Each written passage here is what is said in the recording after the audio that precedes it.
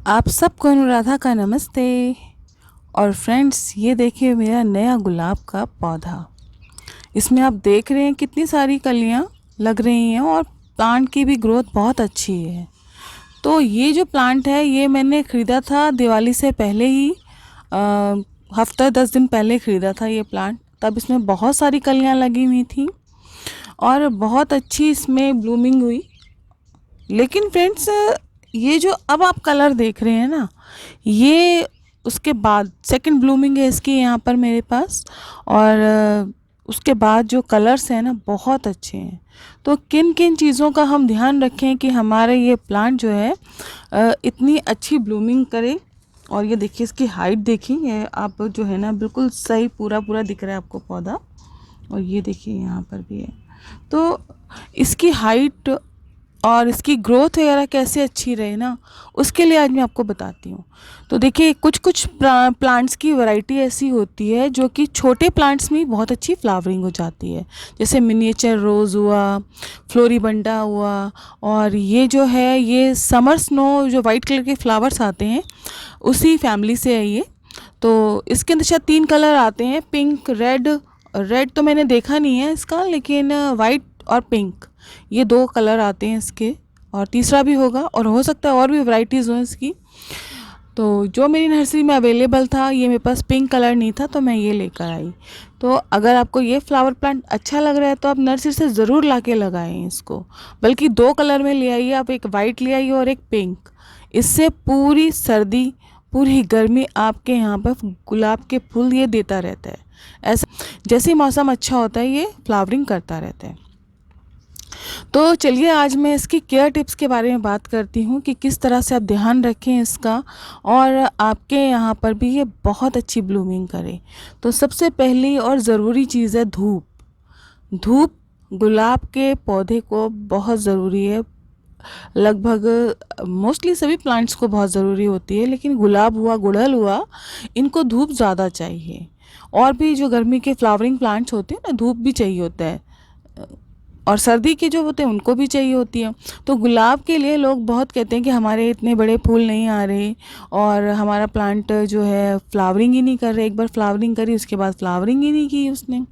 तो उसका reason, main कारण होता है धूप। धूप बहुत ज़रूरी है प्लांट के ऊपर, और ये डिपेंड करता है आपके पास वैरायटी कैसी है। कुछ वैरायटीज़ ऐसी होती हैं जिन्हें ज़्यादा धूप की ज़रूरत नहीं होती है, लेकिन वो फिर भी फ्लावरिंग करते हैं। और कुछ ऐसी होती है जिन्हें पूरी धूप की ज़रूरत होती है। तो अगर आपके घर में 6 घंटे की धूप है तब तो कोई चिंता की बात नहीं, आप हर तरह का गुलाब लगा सकते हैं। 6, 7, 8 घंटे की धूप आती है तो बहुत ही अच्छा है। अगर 6 घंटे की धूप भी नहीं आती है तो आप कुछ ऐसी वैरायटीज़ लीजिए जिनमें कम धूप में भी फ्लावरिंग होती है। तो जब आप ये नर्सरी वाले से बात बता कर लीजिए कि भाई हमारे यहाँ धूप बहुत कम आती है, तो वो खुद अपने आप से ही वो प्लांट आपको सजेस्ट कर देगा। सबसे पहली ज़रूरी बात है धूप। धूप अच्छी आनी चाहिए प्लांट के लिए। दूसरी बात है कि इसमें पानी हमें कैसे देना है। गुलाब को पानी बहुत अच्छा लगता है, लेकिन इसका मतलब ये बिल्कुल भी नहीं है कि आप उसके गमले में हमेशा पानी रखें। मतलब पानी उसमें बना रहे, हमेशा कीचड़ जैसा रहे मिट्टी, या जब भी आप हाथ लगाओ तभी आपको लगे ये गीली है। ऐसी मिट्टी बिल्कुल नहीं होनी चाहिए। उसको जब हम पानी देते हैं तो नेक्स्ट पानी हमें तब देना चाहिए जब ऊपर की मिट्टी जो है ना ड्राई हो जाए, थोड़ी थोड़ी सी ड्राई हो जानी चाहिए। इससे क्या होता है कि हमें एक तो रूट रॉटिंग की प्रॉब्लम नहीं होती है। अगर ज़्यादा पानी, हमेशा मिट्टी गीली रहेगी तो रूट रॉटिंग होनी शुरू हो जाती है। और रूट रॉटिंग मतलब जड़ें का गलना, सड़ना, और उसकी ग्रोथ भी ख़त्म हो जाती है। तो इससे अच्छा है कि आप ये ध्यान रखें जब भी आप पानी दें तो मिट्टी थोड़ी सी सूखी हो तभी आप इसको पानी दें। और बाकी रिक्वायरमेंट, जैसे प्लांट भी अपनी रिक्वायरमेंट खुद बता देता है। आपने पानी नहीं डाला तो प्लांट की कलियां जो हैं थोड़ी डाउन हो जाएंगी, पत्ते भी थोड़े झुक जाएंगे, इसका मतलब इसको पानी की ज़रूरत है, तब आप पानी दे दीजिए। लेकिन प्लांट की पत्तियां डाउन हो गई हैं, फ्लावर भी डाउन हो रहे हैं, पानी बिल्कुल बना हुआ है उसके अंदर, गमले के अंदर, तो आपका सबसे पहला काम होता है कि प्लांट को गमले में से बाहर निकाल लीजिए। बाहर निकालने के बाद उसे देख लीजिए कि उसकी जड़ें ख़राब तो नहीं हैं। अगर जड़ें ख़राब हैं तो आप उन ख़राब जड़ों को प्लांट से अलग कर दीजिए, और एक फंजीसाइड पाउडर बहुत सारे मार्केट में मिल जाते हैं फंजीसाइड, लेकिन आजकल मैं साफ फंजीसाइड यूज़ कर रही हूँ, बेविस्टिन फंजीसाइड यूज़ कर रही हूँ, क्योंकि लॉकडाउन में मार्केट जाना नहीं होता था तो ऑनलाइन ही मैंने मंगाई हैं ये। और नहीं तो अगर आपके आसपास बीज भंडार है तो आप सिस्टमेटिक और कॉन्टैक्ट, जिसमें ये दोनों चीज़ें होती हैं ना, वो वाला फंजीसाइड आप ले सकते हैं। तो इसको फिर आप पानी में डालिए, आधा लीटर पानी के अंदर डालिए 1 चुटकी फंजीसाइड, और उसको घोल के ना अपने प्लांट की जड़ों को उसमें डाल दीजिए। मतलब कि आप अपने प्लांट, जो ख़राब प्लांट हो गया जिसकी जड़ें ख़राब हो रही हैं, उसे आप उस फंजीसाइड में 2 मिनट के लिए रखिए, और फिर एक साफ़ सुथरी मिट्टी के अंदर जो वेल ड्रेन हो उसके अंदर आप उसे लगा दीजिए। और लगाने के बाद आप उसे पानी हल्का हल्का छींटा मारिए, बहुत सारा पानी मत दीजिए उसे, क्योंकि पहले से वो पानी से तो ग्रसित हो गया है ना, तो इसलिए उसमें पानी मत दीजिए। आप उसको 2 दिन बाद उसे पानी दीजिए, थोड़ा पानी दीजिए, भर के पानी बिल्कुल मत दीजिए। और उसके बाद आप देखेंगे कि आपके प्लांट की जो ग्रोथ है थोड़ी अच्छी इम्प्रूव हुई है। तो उसके बाद आप उसको रेगुलर जैसे पानी देते हैं वैसे दीजिए। अब जो तीसरी बात मैं करती हूँ इसकी मिट्टी की, वेल ड्रेन मिट्टी होनी चाहिए इसकी। और इसको खाद, ये हैवी फीडर प्लांट है, आप देखिए इतने सारे इसमें ब्लूमिंग हुई है, तो अब इसको खाने की भी ज़रूरत पड़ेगी ना। तो इसको आप हर हफ्ते, मैंने एक ड्राई फर्टिलाइज़र बनाना सिखाया है, आप वो वीडियोस देख सकते हैं, लिंक में मैं दे दूँगी, और डिस्क्रिप्शन बॉक्स में भी उसका लिंक दे दूँगी मैं। तो उस ड्राई फर्टिलाइज़र को आप 1-1 2-2 चम्मच गमले की अकॉर्डिंग आप अपने प्लांट्स को दे सकते हैं। हफ्ते में 1 बार दे दीजिए, या 15 दिन में, 15 दिन तो बहुत लंबा टाइम, हफ्ते 10 दिन में दे दीजिए। मतलब सर्दी ही होती है इनका blooming time, best blooming time. तो आप इसको एंजॉय कीजिए और उसको अच्छे से खाद दीजिए, कभी लिक्विड फर्टिलाइज़र, कभी कुछ और ड्राई खाद, इस तरह से आप उसे देते रहिए। पर ड्राई खाद देने से ना हमारे प्लांट को नुकसान नहीं होता। क्यों? क्योंकि ड्राई खाद जो होती है एक तरह से स्लो रिलीज़ फर्टिलाइज़र होता है, वो धीरे धीरे ही रिलीज़ होता है। लेकिन जो हम लिक्विड फर्टिलाइज़र डालते हैं उसको देते हुए ध्यान रखना है आपको कि आपके प्लांट पहले से गीला हो, मिट्टी गीली हो उसकी। और उसके अंदर जब आप डालें तो जब आप फर्स्ट टाइम ट्राई कर रहे हैं कोई केमिकल फर्टिलाइज़र, तो बहुत ही कम क्वांटिटी में इसको यूज़ करें, कम से कम। चाहे आप अगली बार उसकी थोड़ी क्वांटिटी बढ़ा दें। पहले हमें अपने प्लांट को ना आदत डालनी पड़ती है फर्टिलाइज़र की या पेस्टिसाइड की, उसके बाद हमारा जो प्लांट है वो सही से काम कर। नहीं तो क्या होता है, कई बार फर्टिलाइज़र डाला, जड़ें जल गई, या हमने प्लांट के ऊपर स्प्रे कर दिया है कोई केमिकल पेस्टिसाइड का या साबुन के पानी का, तब भी वो हमारा प्लांट जो है ना जल जाता है। तो इसलिए कोशिश कीजिए, अगर आप पहली बार किसी चीज़ को ट्राई कर रहे हैं तो कम क्वांटिटी में ही यूज़ कीजिए, ताकि आपको, और सारे प्लांट्स पे कभी मत यूज़ कीजिए, एक आधे प्लांट के ऊपर यूज़ करके देख लीजिए, अगर आपको उसका रिजल्ट अच्छे मिलते हैं तभी आप और प्लांट्स के ऊपर यूज़ कीजिए। तो तीसरी बात हुई कि हमें इसके ऊपर जो मिट्टी है और फर्टिलाइज़र है, ये भी बात हो गई।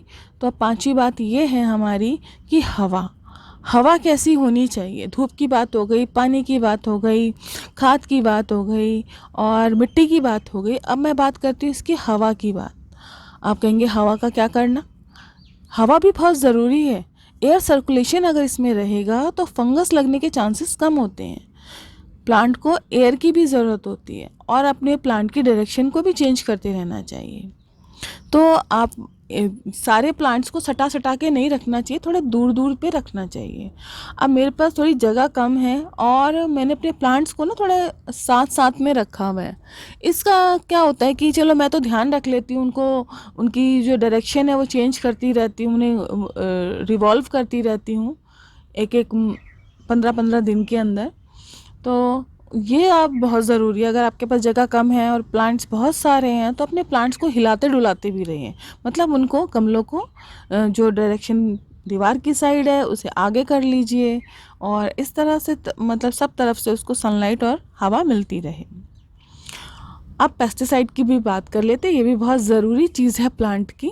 तो ये जो पेस्टिसाइड्स और पेस्ट जो होते हैं, ये जो है ना अक्सर आपके प्लांट पे देखने को मिलेंगे। मौसम चेंज हो रहा है, सर्दी से गर्मी की तरफ आ रहे हैं या गर्मी से सर्दी की तरफ जा रहे हैं, तो ऐसे में जो पेस्ट होते हैं वो बहुत अटैक करते हैं। जब मैं अक्टूबर में इस प्लांट को लेकर आई थी, कुछ ही दिनों बाद इसके अंदर बहुत सारे एफिड्स लग गए थे ग्रीन कलर के।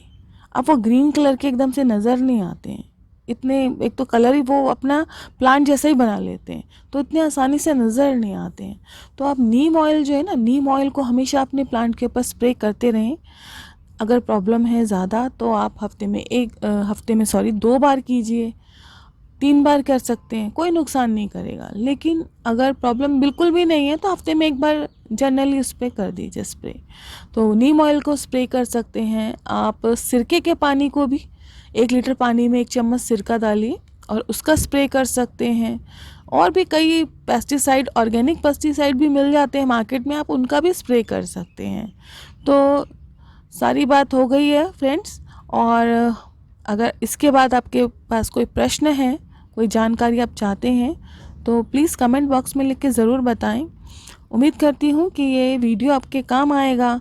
अगर आपको ये वीडियो अच्छा लगा है तो आप इसे लाइक कीजिए। अगर आप चाहते हैं कि ये जानकारी अच्छी है और औरों तक पहुँचे तो इसे शेयर भी कीजिए। और अभी तक आपने मेरे चैनल को सब्सक्राइब नहीं किया है तो आप मेरे चैनल को सब्सक्राइब कर लीजिए ताकि ऐसी नई जानकारियाँ आपको मिल सके।